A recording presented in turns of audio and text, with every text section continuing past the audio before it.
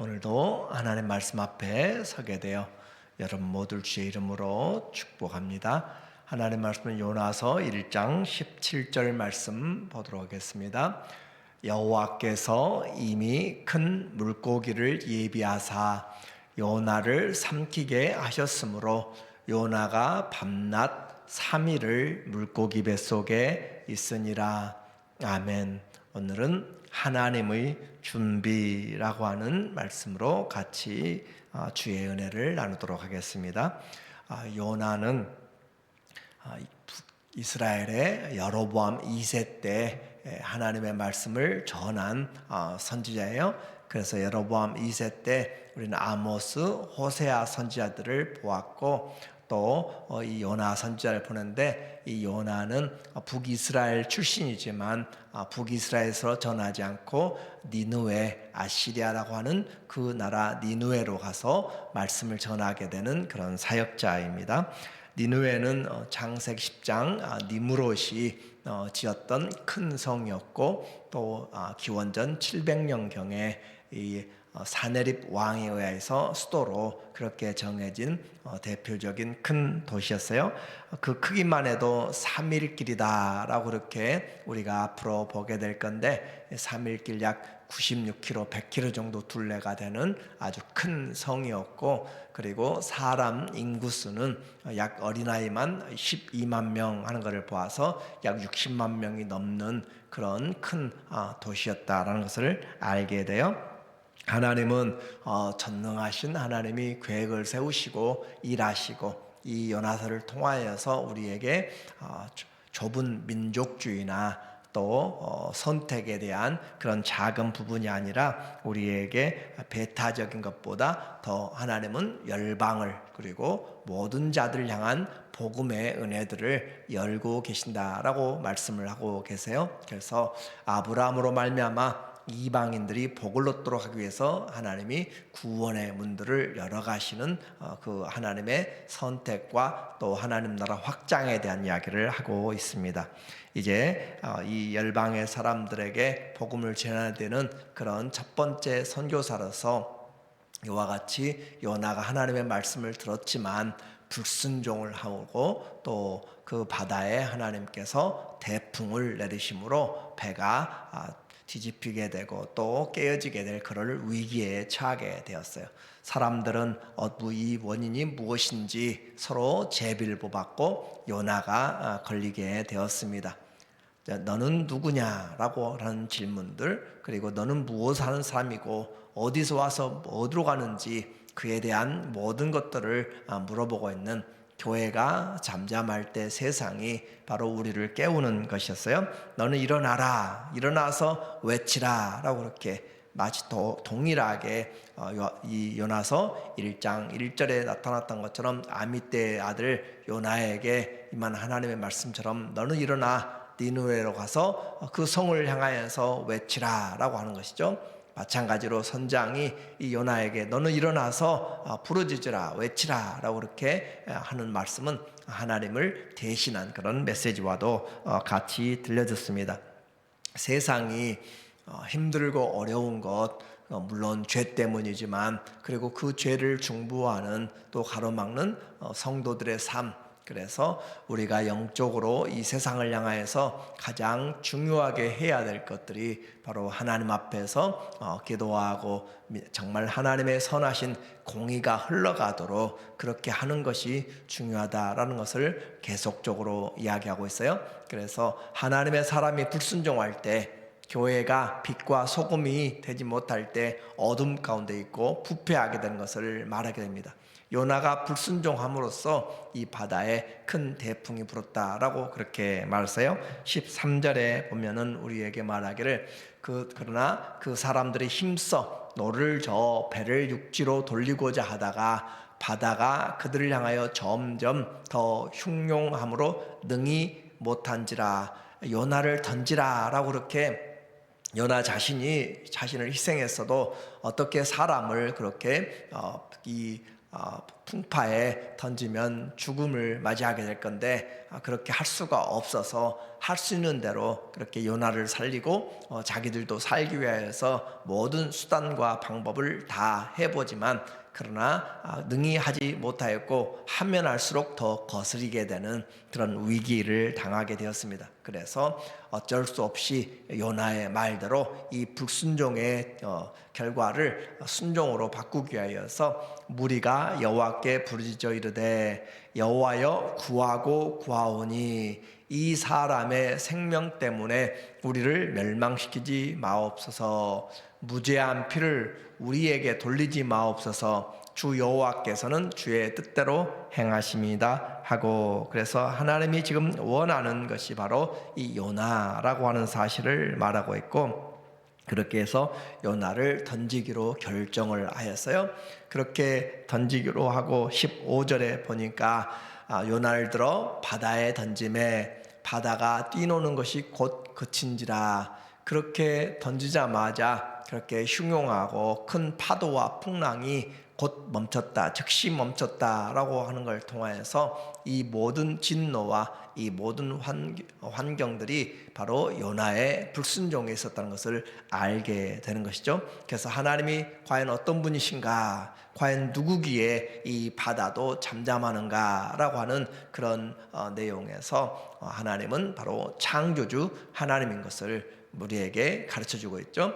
그 사람들이 여호와를 크게 두려워하여 여호와께 제물을 드리고 서원을 하였더라. 하나님 앞에 시키지도 않은 그런 서원과 제물을 드리는 것, 이것이 사람들이 위기에서 만나게 되고 또 한계를 느꼈을 때 하게 되는 것이에요. 우리는 바른 신을 믿는 것, 또 바른 신앙을 가지고 살아가는 것, 그것이 얼마나 중요한지 모릅니다. 하나님은 어디에나 계시고 우리가 땅 끝에 바다 끝에 갈지라도, 그리고 별들 사이에 깃들지라도 거기에 하나님이 계시다라고 하는 거죠. 그렇게 요나를 바다에 던졌더니 하나님은 예비하신 하나님, 하나님의 오늘 준비라고 했어요. 17절에 첫 번째 하나님의 준비하신 내용이죠. 여호와께서 큰 물고기를 예비하사 요나를 삼키게 하셨으므로 요나가 밤낮 3일을 물고기 뱃속에 있으니라. 그래서 요나가 물에 떨어졌는데 하나님께서 큰 물고기를 예비하사, 이 요나서에서 하나님이 예비하신 것들을 말하고 있어요. 그래서 죽을 수밖에 없는 그런 환경에서 하나님이 그를 준비하신, 그래서 물고기는 그 시간에 그곳에 가 있는 것이죠. 지나가면서 이 요나를 받아내고 있는, 그래서 하나님이 그들의 행로와 모든 것까지, 시간과 장소, 모든 것들, 그래서 사람이 가장 중요한 것이 바로 우리가 아무리 계획을 해도 우리는 내일 일을 알지 못하는 것이고, 그래서 하나님이 때를 따라 적당하게, 때를 따라 알맞게 하나님이 이른 비와 늦은 비를 내리시는 것, 그것이 얼마나 큰 은혜인지 몰라요. 그래서 하나님이 우리에게서 예비하신 하나님의 은혜죠. 그래서 하나님이 예비하신 그 내용이 오늘 이 하나님께서 불순종할 때 풍랑도 준비하셨지만, 그러나 이 큰 물고기, 구원의 물고기로 하나님이 예비하여 주셨고, 또 4장 6절 7절 8절에 보면 하나님이 예비하셨다라는 단어들이 3번 또 더 나오는데, 7절에 보면 하나님이 벌레를 예비하사, 그래서 요나가 이제 40일을 그곳에 전해야 될 메시지를 3일 동안 전하자 회개 운동이 일어났고, 그리고 그 하나님 어떻게 그 나라가 도시가 멸망하는가 보려고 그가 준비하고 있을 때 하나님이 벌레를 예비해서 그 박넝쿨을 다 하나님이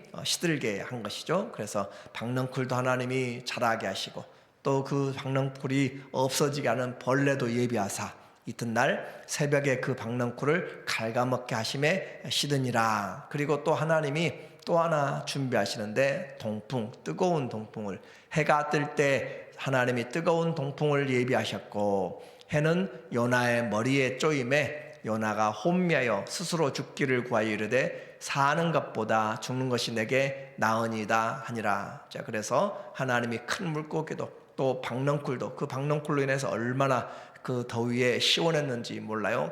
얼마나 감사했는지 모르는데 하루아침에 또 벌레를 예비해서 사라지게 되고, 또 동풍을 예비하고, 하나님이 예비하신 것, 우리가 생각할 때는 힘들고 어렵고 고난이지만 그러나 하나님은 우리를 연단하기 위한 것들이에요. 그래서 그 백성을 위해서 준비하시는 그 하나님이 우리의 목자가 되시면 우리는 어디로 가든지 서로 사망의 음침한 골짜기가 될 수 있고 원수의 목전이 될 수 있고, 그 모든 환경에 대해서도 하나님께서 예비하심으로 우리는 이겨나가게 되는 것이죠. 그래서 하나님 앞에 우리는 이 길을 통하여서 주님께서 예비하신, 그리고 이 요나가 3일 동안 물고기 뱃속에 있었다라고 하는 사실, 그래서 성경은 이 3일을 우리는 분리라고 하는 것으로 이미 다 기억을 하고 있어요. 그래서 하나님이 3일이라고 하는 걸 통하여서, 그래서 아브라함도 독자 이삭을 보낼 때 3일째 그 땅에 임하여서 모리아산에 가서, 그리고 모세와 아론도 더 먼 길이지만 그러나 바로에게 이야기하기를 우리가 광야로 사흘길 좀 가서, 그래서 사흘이라고 하는 것은 구별의 의미를 가지고 있고, 그리고 이것이 바로 예수님의 부활을 우리에게 예표해 주는 그런 표적이다라고 이야기했어요. 마태복음 12장 보니까 39절에 말하기를 예수께서 대답하여 이르시되 악하고 음란한 세대가 표적을 구하나 선지자 요나의 표적밖에는 보일 표적이 없느니라. 요나가 밤낮 사흘 동안 큰 물고기 뱃속에 있었던 것 같이 인자도 밤낮 사흘 동안 땅속에 있으리라. 이 요나의 사건은 그냥 단순한 그 하나의 이야기가 아니라 예수 그리스도의 그런 고난과 죽음을 또 부활을 우리에게 예비해 주시는 그런 표적으로, 그래서 모든 성경은 그리스도의 사역과 그의 성품과 하시는 계획들을 나타내는 그런 그리스도의 중심으로 우리가 보게 되는 것이에요. 그래서 모세도 예수님을 기록하였고, 모든 선지자들의 나타나는 모습들도 참된 선지자 예수 그리스도에 대한 한 부분씩을 우리에게 말해주고 있는 것이죠. 바닷속 아무 그런 소망이 없는 곳에서 하나님이 그를 불러서 구원을 해내시는 것, 오늘 우리에게 순종이라고 하는 것이 무엇인지 다시 한번 보게 만들어요. 그리고 하나님이 예비하신 인생, 우리가 어디로 가든지 하나님은 계십니다. 그래서 하나님을 신뢰하는 것이 우리에게 복이고, 그 신뢰, 하나님이 전능하신 하나님, 편재 무소부재하신 그 하나님께서 우리를 향하여서 길을 예비하실 때 우리는 따라가는 것, 그것이 은혜요 놀라운 하나님의 축복인 것이죠. 그래서 하나님이 니느웨, 죄인된 니느웨의 그 백성들에게도 기회를 주시고 또 선지자를 보내서 하나님의 말씀을 듣게 하는 거죠. 진짜 기근은 바로 여호와의 말씀을 듣지 못한 기갈이라 라고 그렇게 이야기를 했어요. 하나님의 말씀이 들려지는 것, 그것이 바로 우리에게 은혜의 시간이고 구원의 날이고 하나님께 가까이 갈 수 있는 그런 축복의 시간이죠. 요나는 창조주 하나님을 분명히 알았어요. 바다와 산들과 모든 것을 만드신 하나님, 그러나 그는 그 하나님 앞에 올바로 경배하지 못했습니다. 왜냐하면 내 생각과 다르기 때문에 그랬어요. 내 생각과 달라요. 분명히 하나님을 알고 하나님의 말씀도 들었는데 내 생각과 다를 때 우리는 불순종으로 나가는 것이 요나만이 아니라 오늘 우리도 마찬가지예요. 분명히 깨어서 기도하고 근신하고 기도해야 되고 또 뜨겁게 사랑해야 되고, 우리에게 주어진 삶에서 무슨 일을 하든지 그리스도의 그 은혜 안에서 주님이 주신 것으로 하나님께 영광이 되도록 그렇게 말이나 일이나 예수님으로 인하여 그렇게 해야 되는데, 하나님을 알고 또 주님의 말씀도 알고 그럼에도 불구하고 우리는 순종하지 않는 것이 바로 이 요나와 같이 우리의 인생이 바로 불순종하는 모습들이죠. 이제 순종이 얼마나 아는 것과 믿는 것에 하나가 되든지 그 불순종이 안 되기 때문에 세상의 많은 고난들 가운데 있는 것이고, 오늘 다시 한번 우리의 삶이 주님을 올바로 알고 아는 것과 또 믿는 일에 그리스도 예수의 장성한 분량까지 하나가 되어서 우리로 인하여서 하나님의 은혜가 우리의 순종을 통해서 가정이, 교회가, 이 땅과 나라가 새롭게 되는 그런 하나님의 예비하심의 선한 축복이 우리 모두에게 있기를 예수님의 이름으로 간절히 축원합니다. 아멘. 하나님 아버지, 하나님은 실패하지 않은 구원의 하나님, 창조의 하나님, 은혜의 하나님, 그리고 예비하신 하나님입니다. 우리 인생의 때를 따라서 도와주시고 하나님을 알되 끝까지 순종함으로 주의 선한 청지기들이 다 되어지도록 착하고 충성되고 지혜로운 하나님의 자녀들 되게 하여 주시옵소서. 예수님의 이름으로 기도합니다. 아멘.